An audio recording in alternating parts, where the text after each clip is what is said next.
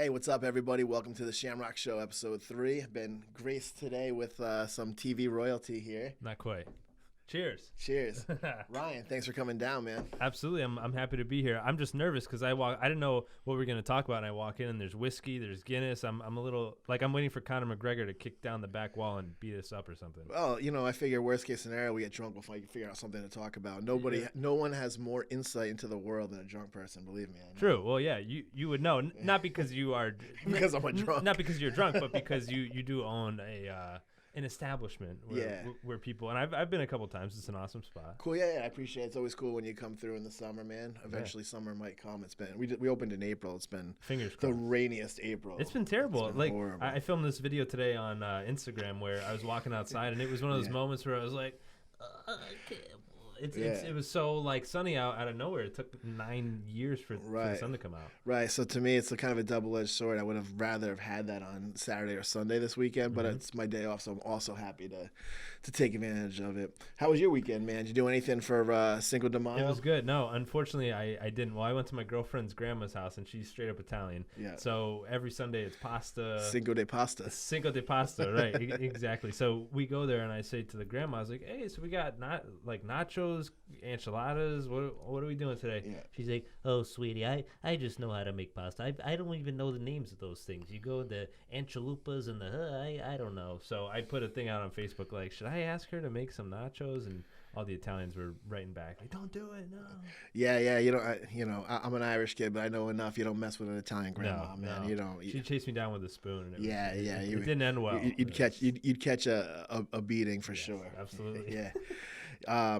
Did you check out the Kentucky Derby over the weekend by any chance? No, I was working that night. Did you see what happened with it? Well, I heard all the controversy. Right. So I'm not a horse. I don't know anything about it, right? But do you know anyone who is an actual horse racing fan, like someone who's like a big? I've never met anyone that's like. I have friends that are like balls deep in it because they're gamblers. I don't know if they actually care about.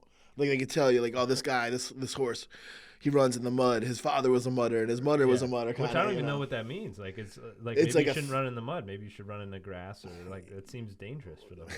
Yeah, I don't know, man.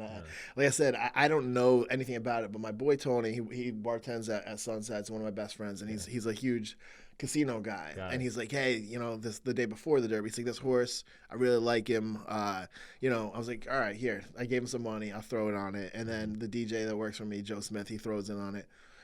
The horse, we're watching it going crazy. The horse wins. Yeah. And then the first time in the history of the Kentucky Derby.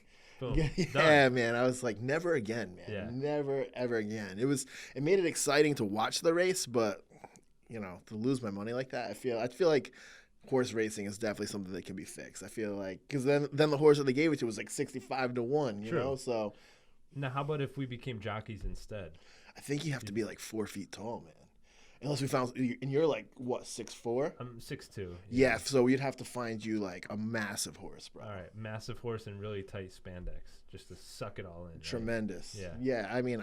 We're giving people weird visuals now. I don't know if that's the best thing to do. No, there's probably at least like 2 or 3 people watching the show who are like, I'm in. Ryan's your guy. Probably not, but yeah. Probably more for you than for me. Me and spandex. I don't know that anybody wants to see that. We want to see, nobody right? wants to see that. Don't you want to see that? Swabs out. Said no? All right, fine. Well, here, cheers, man. I appreciate you coming down. How was your show today, all right? It was good, yeah. Well, I guess we should start off by saying, Ryan here, he's the host of CT Style. It's on Channel 8 every day? Every day. Well, yeah, Monday through Friday. Yeah. Typically. Banker's hours. Yeah. We go in at 9 and clock out by 5, take our half-hour lunch break. But no, it's a fun show. But it's also nice because I'm able to have the freedom after work to come and do fun things like this or go do things in the community. So it's nice. And I like kind of chatting like this in a more laid-back, relaxed environment too. Yeah. I think it's nice. I've really gotten into podcasts in the last year or so because I think there's a lot missing these days in social media, and everything's just, it's a like, it's a click, it's a comment, and just the free form expressive ideas, you know what I mean? And it's not a podcast that I do that has a topic of any kind. It's just like, I know some interesting people, like, so I feel like people would want to hear their stories. Right. And I think it's good to hear from people who maybe you wouldn't normally meet, who you wouldn't normally talk to, and get that out there. Yeah. We yeah, for sure. So then what else? So the show runs early. What else do you do on the station? You do some producing and stuff? Yeah, so I do it all kind of. So like a regular day for me, I'll wake up, shower maybe twice a week, go to work, and I'll typically like shoot a segment in the morning. So we have a lot of different stories and segments that we'll go shoot. So I'll go do that in the morning. Yeah. Come back to the studio, do our show, and then after the show, I'll come back and edit all the footage. So like one-man band. So I don't have a photographer that goes with me. I do it all myself. Gotcha. And produce it and edit it, and then it goes in the air. Typically for the next day. Oh, that's really cool. Yeah, I didn't know that. Yeah, no, it's fun.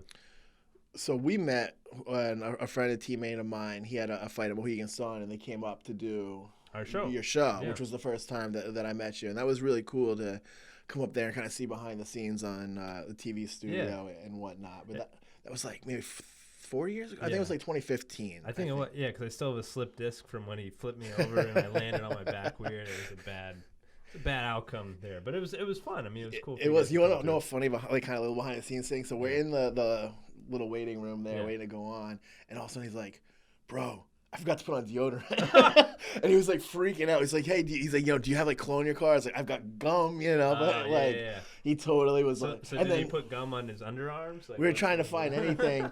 Because he knew it was. They came out and they said, "Hey, what do you think about throwing Ryan around or something?" And like, "Oh man, he's gonna be like this close to me," and he was like totally, in the lights, and even though he's a professional fighter and somebody who performs on TV, I think even just the pressure of going into a different comfort zone, like it was. I just thought I always thought of that all the time. Every time I think of that, I mean, I think anytime you take someone out of their comfort zone, you're no matter how confident of a person you are, you always feel somewhat.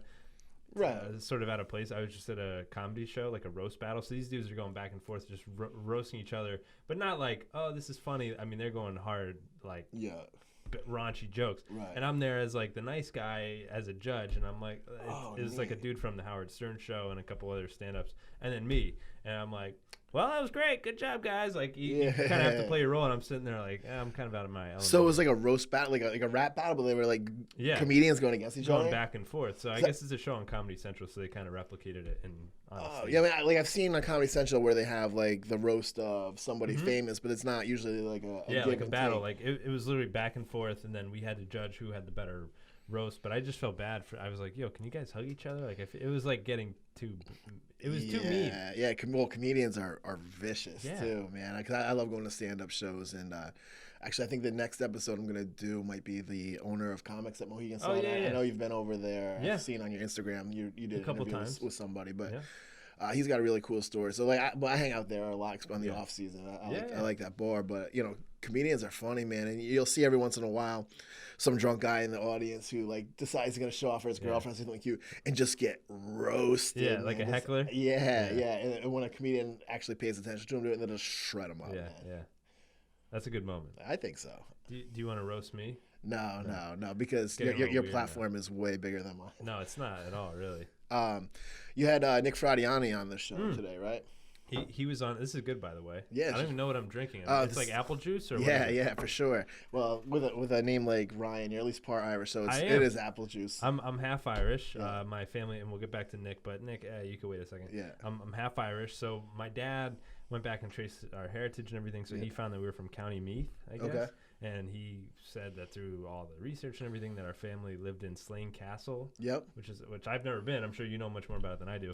But then he did this Ancestry DNA, and for my whole life he's talked about this castle and our family and everything, and our last name, our surname or whatever is Fleming. Mm-hmm. And then come to find out, through Ancestry DNA and all these things, we're from a totally different part of Ireland. So, really? So I don't even know. Probably more English or something.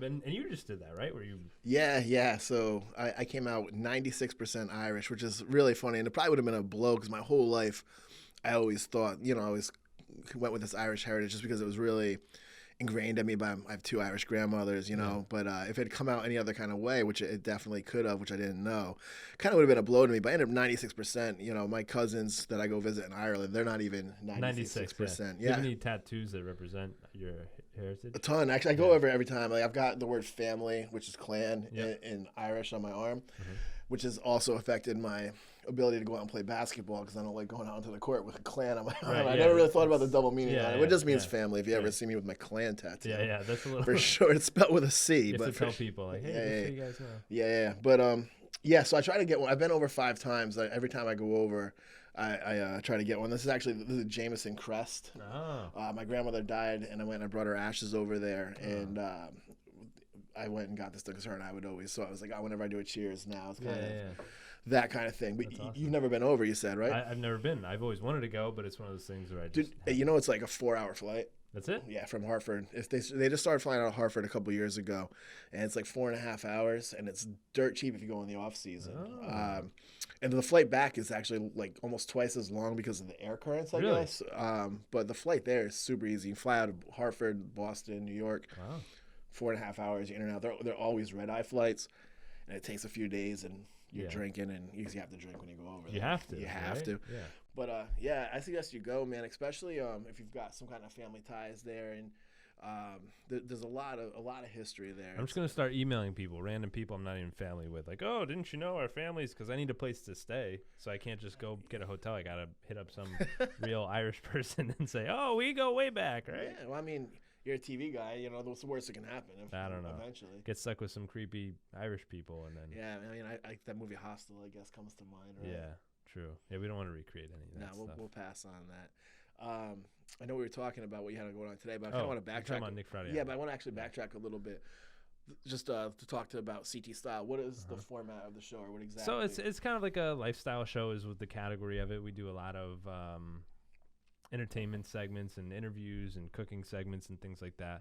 So it's really like a hodgepodge of topics. It's kind of like this, where you can bring anyone on, chit chat with them. Right. We do musical performances, sort of just a mix of everything. And then off the top of the show, we do like what's trending today, and we'll talk about that a little bit and put our twist on it. So it's fun, and it gives me the ability to be creative and fun and interactive, and it's nice, when people out that we meet say, oh, we like watching or whatever. That's always nice. Yeah, I saw one of your videos, actually. You were like walking, you were talking, and some lady hanging out of her car was like, yeah. Oh, right. yeah. It's weird because I live in Waterbury, and there's some Channel 8 viewers there, but then when you go down to like the New Haven area, it's like very heavy in the Channel 8 world. Yeah. And so I'll be walking around. I'm just a dude. I'm just a normal guy, but then you forget, like, people recognize you, or they think that you're like best friends, which is cool, but I forget about that. So people are like, hey, Ryan. And I'm like, whoa, what? Like, what? Who you talking to? You good? We good?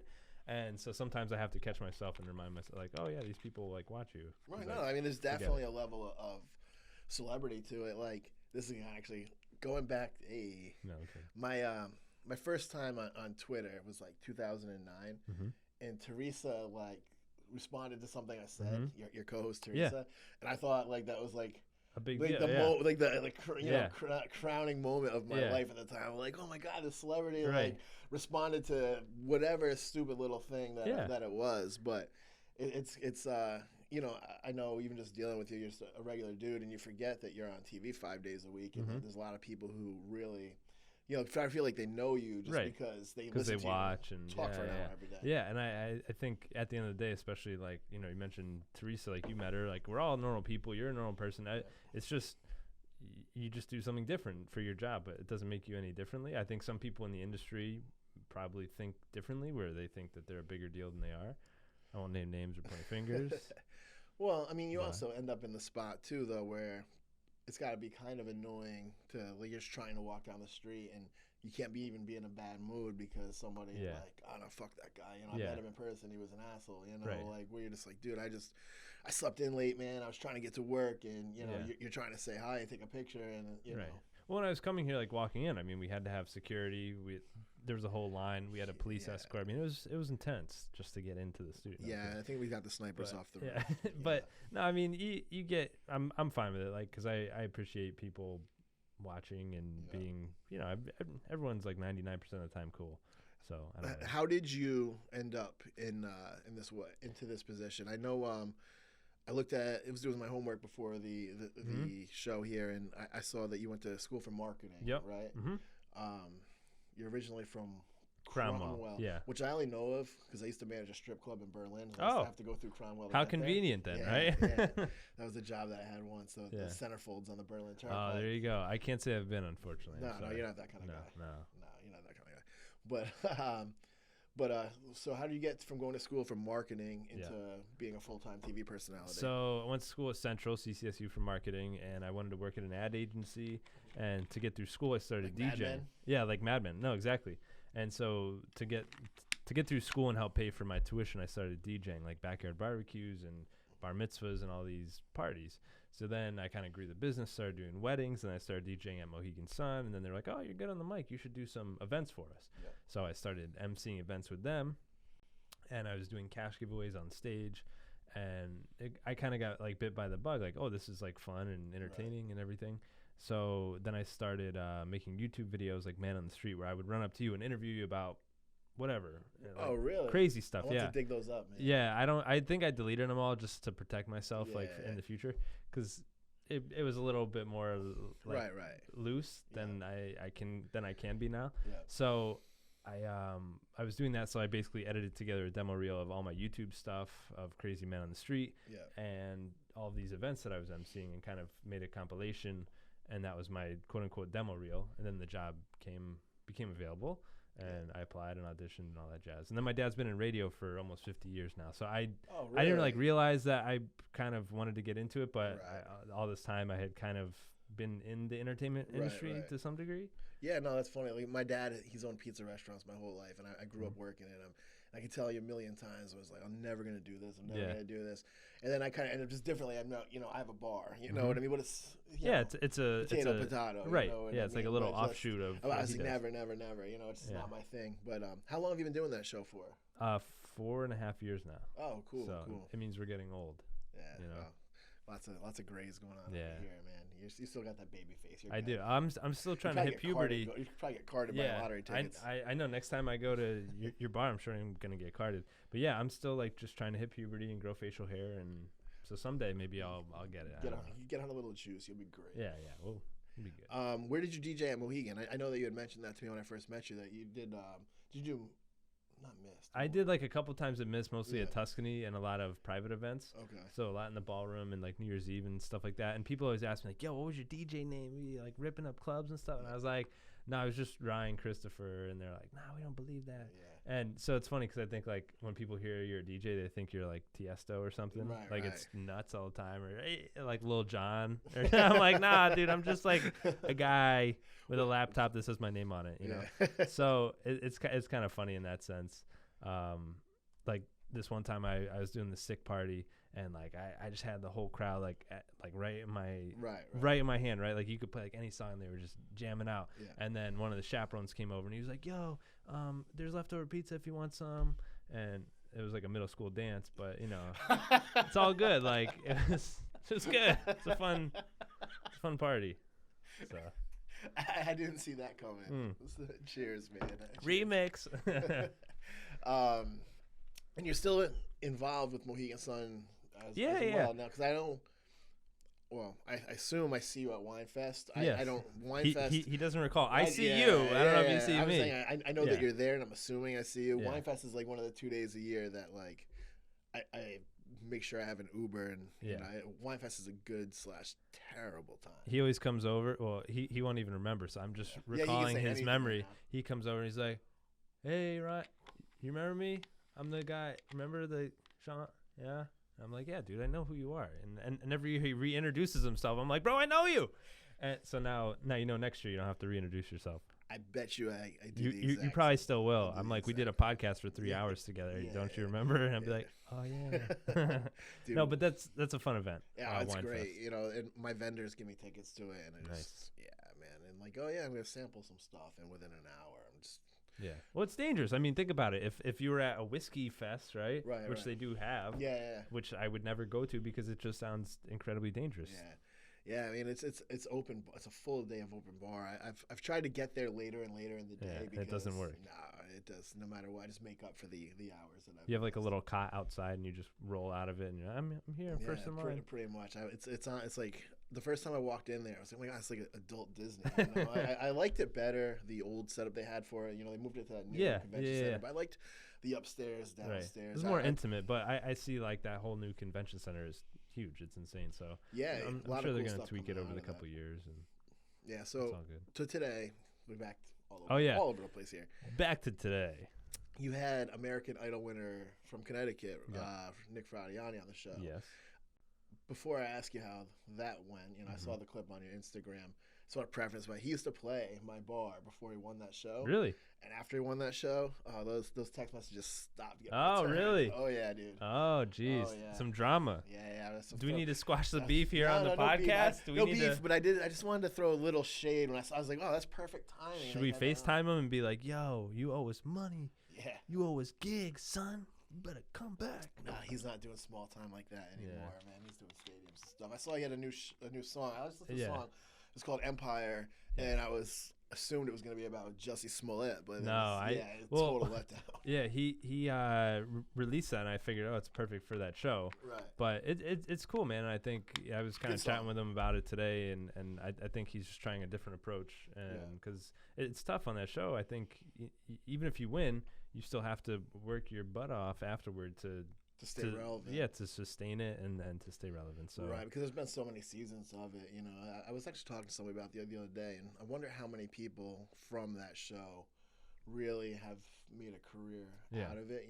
Like Carrie Underwood. Yeah, Kelly Clarkson. But Daughtry. I loved that dude, Ruben Studdard. Ruben, he was man. I have no idea what's going on with him. I don't know. There was that dude that looked like Jay Leno. I don't know. Oh yeah. He always sang, "You don't know me, but I'm your brother." Michael McDonald songs. You might have to. Maybe I'll have to audition for American Idol, and I'm only gonna sing Michael McDonald songs. Taylor. Yes. Something or other. Taylor. Right. That but guy. you know who I'm talking. Yes. But I hope he does well. It's kind of cool to see a lot of people from Connecticut doing things on reality TV and really making it big. Like the last show I had on, this dude Steve Taft. And he won the Ink Masters, a show on Spike TV. Is he out of New London? Groton, yeah. Groton, yeah. I think Teresa's husband, Brandon, goes to him. Oh, okay. And he has like 2 sleeves. And he comes all the way from Middlebury, which is out near where I live in Waterbury. So he drives like an hour, 20 minutes. Yeah, well, that's the guy was telling me. People will come in. Like, the celebrity factor for him still works like people come in from like Phoenix or whatever. To like, I want to get a tattoo from a guy who won the show, and to us it's like, Steve, because he's local and he's got the shop and whatever. But it's kind of cool. A lot of people from Connecticut seem like I got a kid that plays at my bar. He came up second in The Voice. Kid, his name is Braden Sunshine. Yeah. You know who that is? Yeah, he was on a show when he was little. He was like a kid then. Is he still a kid or? Well, he's like, I would say he's like 19 now or whatever, and he's performing like bars and clubs and stuff, Hustling. But. He didn't make it to that next big level. But I'm just saying, a lot of people from Connecticut. There's so much talent out there. Like, we do live music at my place 6 days a week, and I got a handful of guys. They're just the right person, the right place. Didn't hear them sing. It's got to be just like that. Obviously throughout the whole country. That's a crazy. Well, think like even with the actors. Like I have a couple of friends that are aspiring actors or whatnot, or even in my industry where you could be super talented, but you don't fit the exact role that the person's looking for at that time, or timing, luck. Like there's so many factors. Rather be lucky than good any day. Right? Yeah. You need just the, like luck of the Irish. Person. Yeah, the luck of the Irish. That's how you've gotten to be where you're at. Get it to your good half there. Right. Yeah. It's not the German or Hungarian. It's all the Irish, I think. I'm taking a water break. So I'm taking a water break. Yeah. This whiskey, you got to balance it out. Yeah, it makes it healthy. I mean, I'm just taking. You're babysitting. I am. Well, I have to drive. I have to drive me and my Shih Tzu home, so I gotta, just. You have your dog with you? No, I don't. It just sounded good at the time. Definitely. Wow. I should have brought my dog though. Could have. I would have brought my dog. We could have let him loose out in the parking lot. We could have had a podcast with the dogs. A dogcast. Dogcast. Oh, I like that. Let's TM. I'm branding that right now before that becomes a hashtag thing. Dogcast. Dogcast. Mark that down. We should actually have you DJ. You should come by the club sometime. Nah, you don't want that. Nah, you gotta bring it back, man. Do you know Harry Thomas? Do you know that guy? No. Oh, okay, never mind. We'll edit that part out. No, sorry, let's talk about Harry Thomas. No. Harry Thomas is a whole nother podcast for a different day. But he lives. It's just this dude that I know who lives in I think he lives in Niantic. Yeah. And I'm sure he's been to your place. I'm sure by face, dude. So many people, Yeah. I'm terrible with names. Yeah. I'm great with faces. Like Dan Fish took me forever to learn who he was. Right. You know what I mean? Yeah. I was like, the guy with the camera. Right. The guy with the camera and the big beard and all that. So how was Nick on the show? Nick was awesome. Yeah, he was good. Yeah. Super humble guy. Yeah. And I think it's good that he's just continuing to hustle. Right. And and work hard, because I think that's what you got to do. Sort of in any industry, like for you, you have an established bar and restaurant, but I'm sure but you're always trying to evolve and grow, and because I feel like, especially in the restaurant industry, if you keep it the same, it's just the same thing over and over, summer after summer, I feel like people would be like, okay, well, we did that. And that's what I see in my industry so often, is bars like will be the spot, and then all of a sudden they're not anymore. That's why you see like a lot of times, like big nightclubs in cities will, 3 or 4 years, they'll shut down, and you know, same owners, same place, they just change the name, try to keep it fresh. But it's definitely about trying to stay ahead of I try to stay up on social, like whatever is happening on social media, I put out on through different content, and that's also a whole other thing too, is so many bars don't know how to use social media. You know, they just on Facebook, we're open today. Well, no shit, you're supposed to be open. You know what I mean? But so like I have a Twitter, which have you ever seen Wendy's Twitter?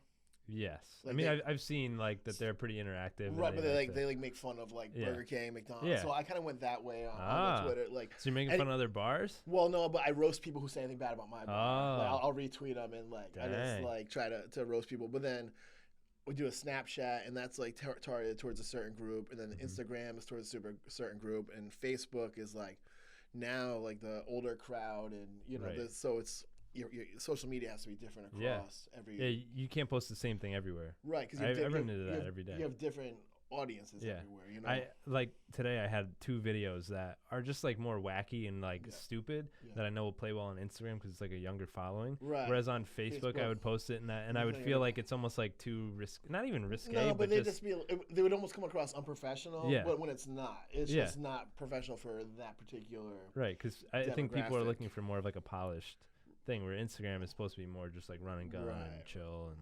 exactly, especially with the Instagram story, you can just put on whatever, and no one expects any like great content out of it. It's just something, and content. And by the way, we charge $200 an hour for marketing help. You can call us. Yeah. Right? That was just a little free sample. Call the Shamrock Show hotline, and we'll hook you up. Whatever you need: Instagram, Twitter, Pinterest, carrier pigeons. We'll get it delivered. Carrier pigeons, that's a new wave there. I think it's an old way, but it's but what's old is new again. Yeah, we're bringing it back. What is you know, I'm sure in your capacity you can't really get starstruck, right? Like, I mean, it's just I mean, not that you're not physically capable of it, but you have to play it cool, right? Like, yes. Who was like the one guest that was like, is there one that really sticks out that like holy crap, I can't believe I'm talking to yeah. So I mean, I would say, because I don't really get to interview like a ton of big stars. I mean, I've interviewed Regis, which was a really cool highlight, because we're in a room like this, just very casual conversation. He just kind of recited all these old stories, which was really cool for me just to be there. It was like kind of a really neat moment. I interviewed Jimmy Kimmel, who is super nice. Yeah, I saw that the other day. I think he's awesome. Yeah, that's really and cool. He's awesome, so down to earth, so like nice. Yeah. But in that moment, because we went down to New York City because he had some shows in Brooklyn to interview him, so it's like one of those deals where you're going down there and you have one shot. It's not like you can sit down and kind of talk a bunch and edit out like the best of. It's you have 2 minutes with him, 3 minutes with him, so it better be good. Right. So there's a little bit of pressure in that sense, where you have to make sure all your questions are on point and you're like funny and you keep it tight and authentic. So going into it, like my brain's going a million miles a minute, even though on camera I might just seem like, haha, cool. Right. Yeah, because you have to like still have that persona of it. We go way back, like we're pals. I was always taught, like in training, that you never want to be like fangirling in an interview. You always want to seem like you're at the same level. I'm trying not to, man. Yeah, I know. I hope it's not coming across as... He's wearing Depends right now because he's peeing himself. No, I'm kidding. But I'm trying to empty this bottle. Yeah. But, you know, I think people appreciate that. And like with a singer or actor or whoever you're interviewing, I think if you can talk about things that they're passionate about, not so much even their work always, they appreciate it, because then you're talking to them as a real person, not just the celebrity or as the star of XYZ. That makes sense. And trying to get them out of doing the same interview that they do, because that gets stale. And a lot of that, like if they're on a press junket, they have to, you know, if they're promoting Avengers Endgame, they have to still promote Avengers Endgame. But if you can throw in things in there. Did you see that? Oh, I loved it. Yeah. I haven't seen it. Oh my gosh. What are you doing? I know. Did you see it? No. What? Did you see it? Friday. What? It's like a month later. I was gonna go on just to tweet this ending out. Just to, don't do that. I saw a spoiler before I saw it, and I was mad. I saw there's something at the end. So I do a radio thing here for my bar every week. I go on the local station, Jammo 1077, and I'm actually about to start doing a little bit there with them too. But when I was in there, she was doing Pebbles was doing the news, and they said at the end of the credits, there's a sound of like metal clanking or something like that, and everyone's going nuts trying to figure out what it is, what it means. I work with a bunch of comic book nerds, and they say it's Iron Man's like hammer from the first movie, or him whenever he was building his first suit. That's what the noise is. Does he die in that movie? No, I don't know. You gotta watch the movie. Maybe other people die. Maybe no one dies, or maybe everyone dies. Maybe the other 50% of people all die. I don't know. I just didn't like the first Iron Man movie, and I kind of fell off after that. Really? Yeah. See, I thought that was a great movie. I'm into all the Iron Man movies. Yeah. I don't like Captain America movies. I've never seen any of those. Most of the Thor ones I wasn't a fan of, but once I saw Infinity War, I was like, I gotta like really buy into it because it's so good. Maybe I'll have to give it a shot just out up here. I like to be just contrarian once in a while. I think it's something you got to experience. I mean, it already hit $2 billion. Yeah, I was this kid. I mean, you saw Titanic, right? I did. I know why you watched Titanic, though. You probably watched for the scene where he was painting the girl. What other reason is there? Yeah, well, no.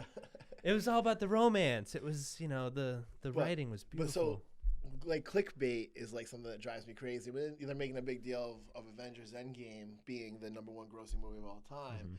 And just to have Titanic's back, because Titanic was built and left from Ireland. They have a really cool setup there too, the museum and where it left from.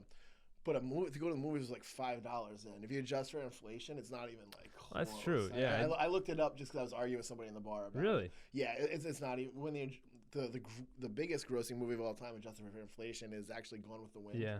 But Titanic is almost it's almost double. If you were to compare it to today. because it's like $1,000 to go to the movies now. Jeez, You're like actually investing in the film, and you should be able to. We're doing research for our show, and it's like it's either 200 or 400% that's the profit margin on popcorn. Yeah. It costs them like 47 cents per bag, and they sell it for $8 or something insane like that. Well, I'm sure you know all about that in the food industry. It's probably insane. Like, do you guys make the most off of liquor? Oh yeah, it's not even close. Like hard liquor is where the money is. Beer is also really good, but like hard liquor is real. There's almost no money in food if you're not doing a ton of volume. Food is tough, man. Yeah. Because you have to pay kitchen staff, which if you want your food done well, you have to pay a lot of money for that, and then just the utilities that go into where as a bar. You can pay less than minimum wage because they make so many tips. It's offset, and the markup on it is crazy. So and it doesn't go bad. I mean, it actually gets better with age. With age, yeah. That's something. I actually worked at a movie theater like when I was like 18. Yeah. And I was stealing. So he worked at a strip club and he's stealing everything. Yeah, I don't know if we should trust I this man. I have a checkered past. Okay. But I was, and they actually kept like statistics, and they're like, "Yo, what were you stealing? Popcorn or gummy worms? Little Veach, Oh, okay. But I was, I made myself a partner with the popcorn. I was like, wow, this popcorn, like, because at the end of the night they would throw out so much popcorn. And I'm like, well, they don't even know how much popcorn is going, but they did. They had statistics like, hey, how come every time you work, we only sell this much popcorn? Oh, really? Yeah, I was 18, and I was like, oh, all right, I'll never mess. So where'd you put the popcorn, and what did you do with it? I was stealing the money. I thought he was like putting popcorn like in his pockets and like selling it on the black market. I was keeping the cash when people were giving it to me because I was, I was 18. I thought I was so slick. You're slick, yeah. Yeah, no, Slick Rick. That avenue was not for me. Yeah. And then my parents were like embarrassed because it was a small local movie theater in town, and like, was it the one down the street here? No, it's in Jewett City. That's where I grew up. Okay. It's a town you've probably never heard of. You're definitely not. I've heard of Jewett City. I've never been. It's heroin overdose. Okay. In the paper or something. All right, that's a whole different. Not to demoralize my my hometown. Your hometown. I grew up there and I really loved it. It's just kind of taken a fall, probably because I left. That's probably why. I would assume so. Yeah. But now Niantic is popping, so. Yeah. When I show up and I try to make things better, the mayor out here. Hey, I'm sure you know everyone in town, right? They know me. It's like Cheers. Yeah. It's everyone knows me during the summer on a Saturday night when they're trying to get in. We're at capacity. All winter, nobody knows me. Nobody knows me all winter. No one cares. My phone isn't like, hey, Sean, you're like, what's going on tonight? But mid July, there's a line out the door. We're not all of a sudden, hey, it's me. Yeah, like fair weather friends. That's when everybody knows me, which is great. I love fair weather friends. You just have to know that that's who they are. You can't let yourself think that right. you're as cool as you are, because I'm just a 40-year-old guy who's not cool at all. No, you're pretty cool, dude. But I'm gonna start texting you like in January 21st, and be like, "Hey, Sean, are you open? Can I come over?" Yeah. No.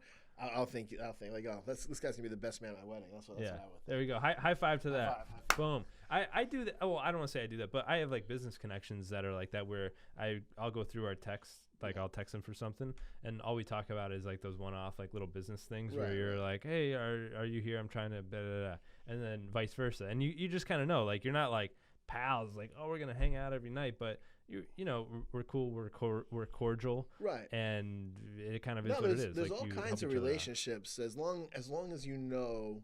You set the boundaries.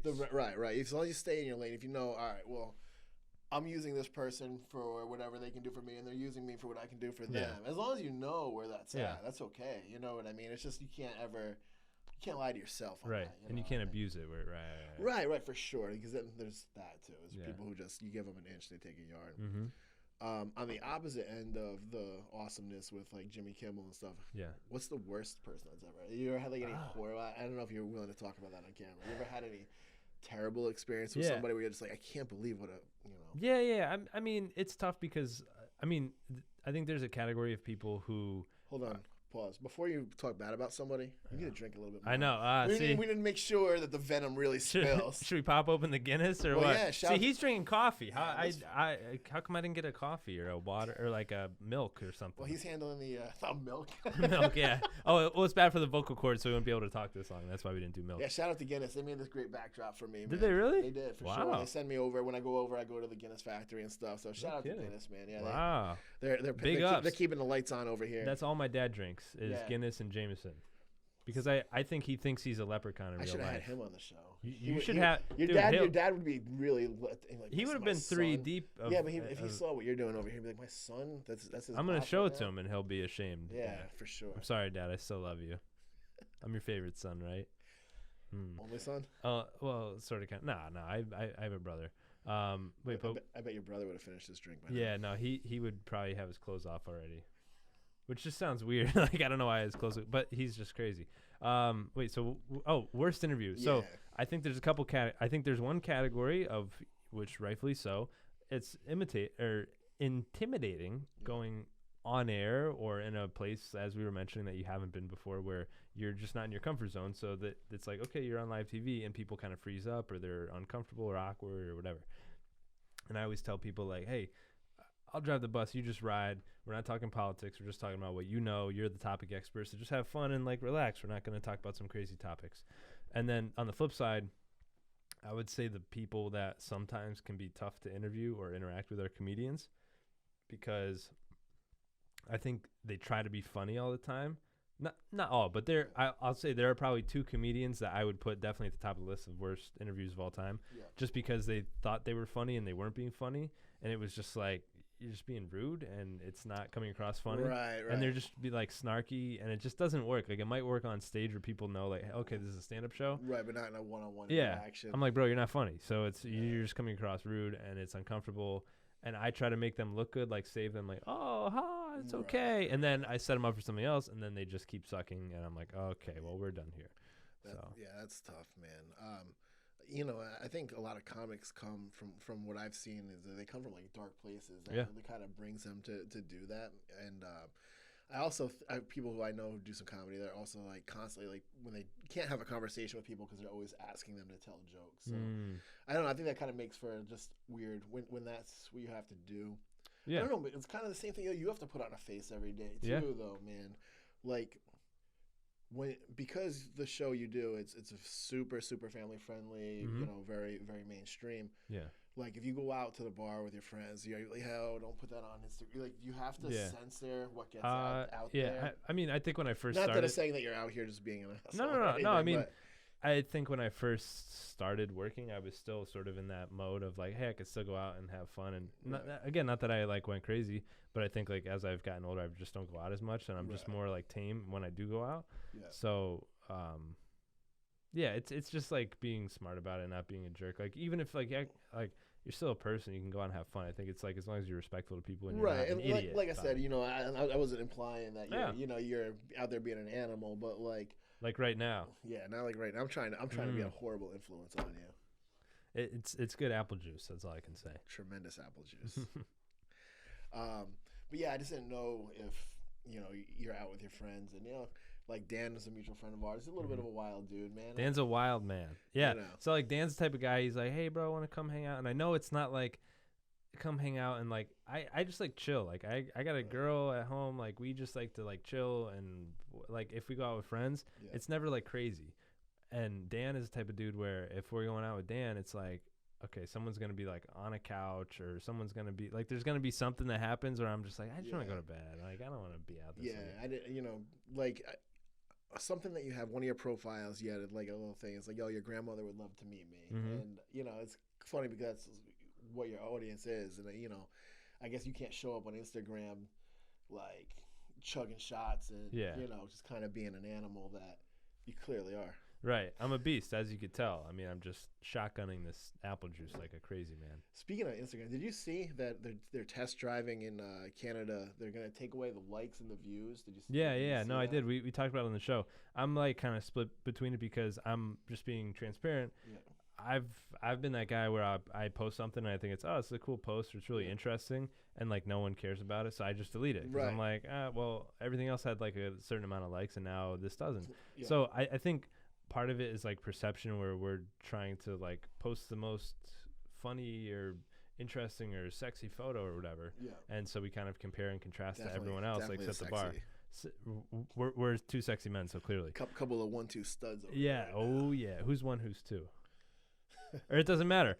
We're both one. I don't know. But I think people get caught up in the game of social media where they just try to post stuff to impress people, and they kind of forget about living in the moment. So I think in that sense, it would be good to take it away. Yeah. And just make it more like authentic and just here's a cool photo. But then on the flip side, I'm like, I want people to see I got mad likes on this picture. Right. I just take the photo and put it up in my house if nobody's gonna. Yeah. Right. Yeah.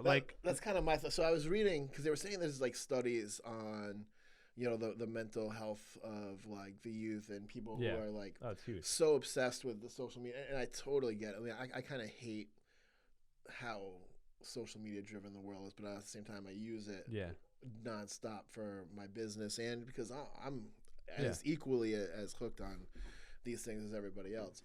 But I get where they're saying, they don't want people to feel slighted or so obsessed with it, but at the same time, I'm not all for the whole participation. If you're posting stuff and people love it, you should get more recognition of it, especially when I'm using it from a business standpoint, and like you want people to see like, oh, everyone's liking this thing.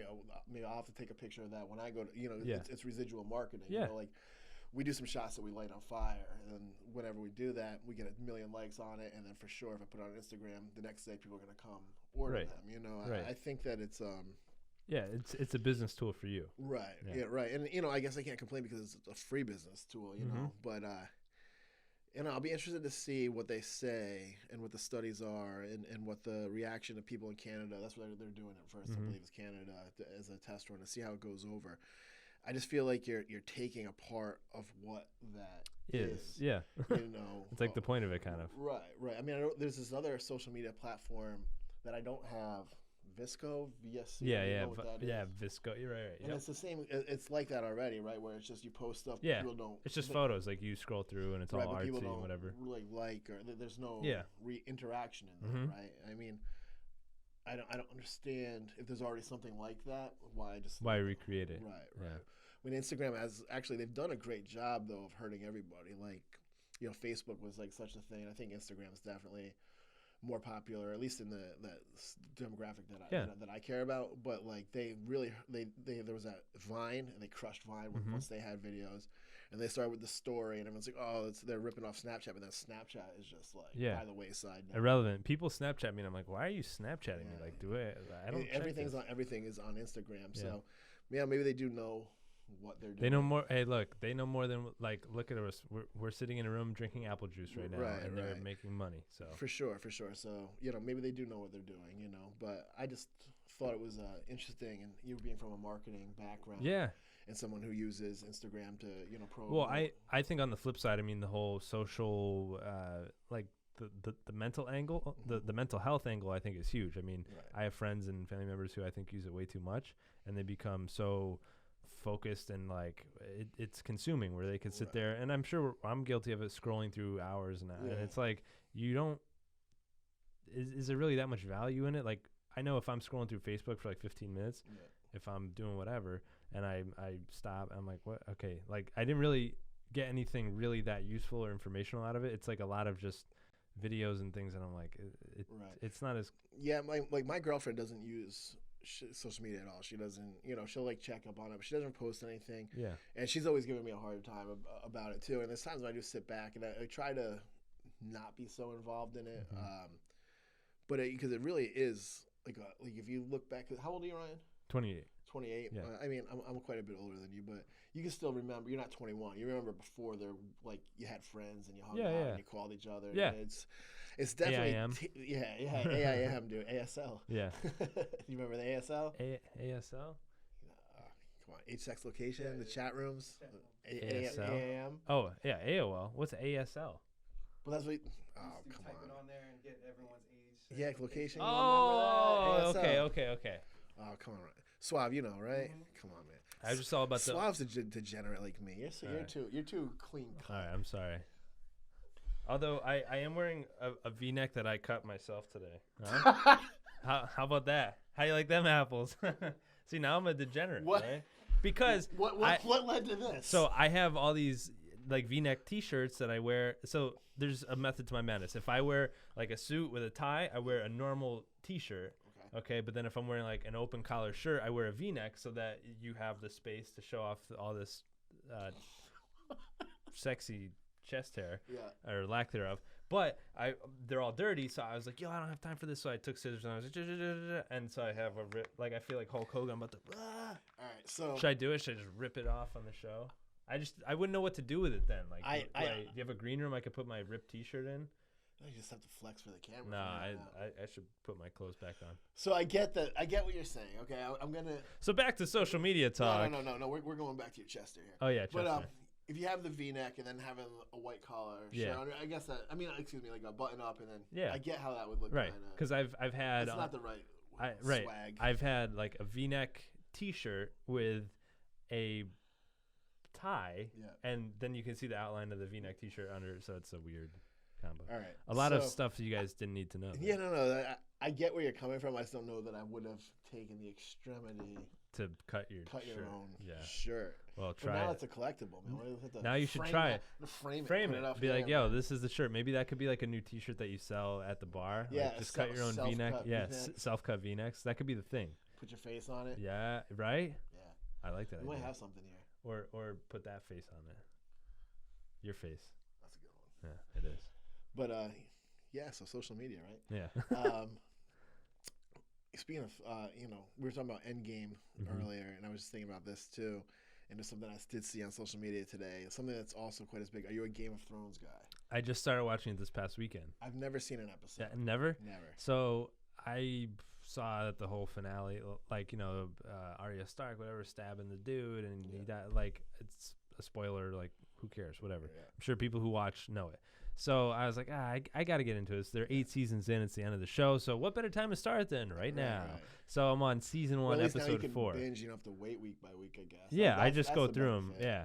So my girlfriend and I started watching, but I was surprised because that whole realm of like Dungeons and Dragons and fantasy world, I think like 15 years ago, it's kind of like a nerdy genre. That's my whole thought on this is like rappers are talking about Game of Thrones. Yeah, in my day, rappers talked about killing people. Like, right. But I'm about to out myself horribly here. Yeah, so in high school, right? Me and my boys, like during the summer, we were playing basketball and stuff, and we used to play this game called Magic with Magic. Oh yeah. But we would never. No one. You wouldn't tell anyone that you played Magic. No one would know. Like, I have my 20-year reunion in high school coming out. They're probably gonna disinvite me now because I said that. But like I feel like that's like we had to keep that in the closet, and now like dragons. What like I'm not gonna watch. Now this dragons shit, are cool. I'm just I'm afraid that I'm gonna love it, so I won't watch it. No, you'll love it because I'm sure I will. I hate like Lord of the Rings. I hated those movies. Yep. And this show, I mean, like one episode in, you're hooked, and I'm surprised because of the genre that it's in, that sort of fantasy world. That I'll just say like average people like wouldn't. I don't even know if average people is the right word, but it's just such a specific niche that I'm surprised it's caught on so much. But there's like, it's very blunt. I mean, it's like I mean, sex and HBO doesn't miss very often. Yeah. You know, it's an HBO show, right? Yeah. And I'm sure it's great, but I don't know. Just start watching, and then in a week you'll do the next podcast and say, I watched 7 seasons. Be in here with a sword, like what? Yeah, right, exactly. You'll be wearing fur in a 90-degree room. But what I was thinking, though, what I see on social media today, in the episode that was on last night, there's a Starbucks cup. Yeah. Did you see that? I saw that. You guys talk about that on your show today? We didn't, no. See, we should have. I got to call you for show prep. I got to say, I was making sure we're not doing the same show that we already did this morning. It's okay. Everyone does the same. It's just how you put your twist on it anyways, I think. So. But yeah, so I saw that on Instagram today that the girl sitting there in a Starbucks cup on the counter. Is it really Starbucks, or was it like? That's what it looked like. I mean, I zoomed in on it. You know, I thought it looked legit. I was surprised. I was really surprised that got by so many people. Yeah. You know, or was it on purpose? Maybe. Imagine the ad dollars that would generate. Did you see? I'm sure so much. That award show, and the girl with the Fiji water in the background. They said that it generated like massive amount. Because she was just photobombing everyone. Right.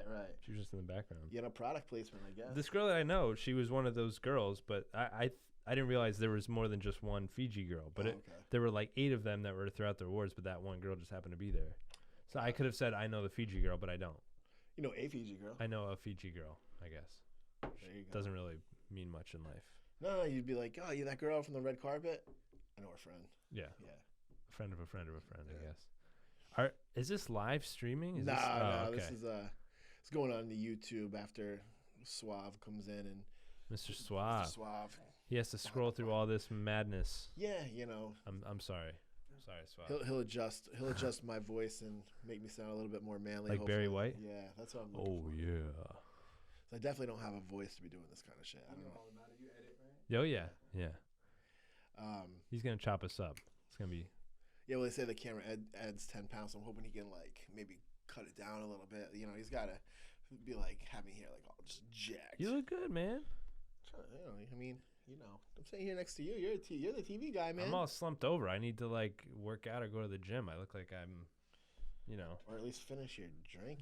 Right? Yeah, that too. Cheers. Boom. So where can people find you? That was you? such a weird cheers. That was the noise was like. Okay, there we go. That's better. Where can people find you on social media? Where can they check you out? What you got going on? Y'all can find me on all the social media websites. Basically, Ryan Christopher. It's spelled funky, so it's Kristafer. Yeah, why did your parents do that to you?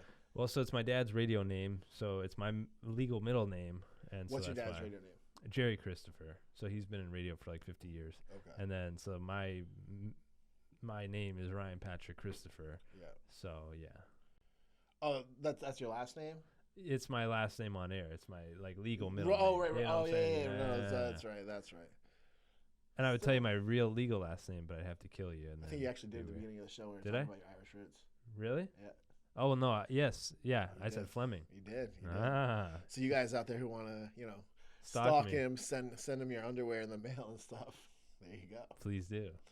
And the show is on Monday through Friday. Yes. Tune in to CT Style if you guys want. It's Monday through Friday on Channel 8 in New Haven, Connecticut. Well, we broadcast all throughout Connecticut and all that. So, what up? Yeah. So yeah, if you guys want to tune in, feel free. But yeah, just on the gram, doing my thing, having fun. He's a good follow, man. He's definitely. Thank you. I appreciate the love. Follow. He's always doing something interesting and funny, and you can get a little bit on what's going on the show just by watching him on the gram, and you'll see it's worth turning. Like when I heard CT Style, I didn't have any idea what the concept of the show was gonna be, but you guys have everything that's going on in the state happening there. Yeah, we try, man. And I appreciate the love and support. So same, man. For having me on the show. Appreciate making the way down, man. Cheers. Check out Ryan on CT Style. Boom. Cheers to Ireland. Hey, sláinte.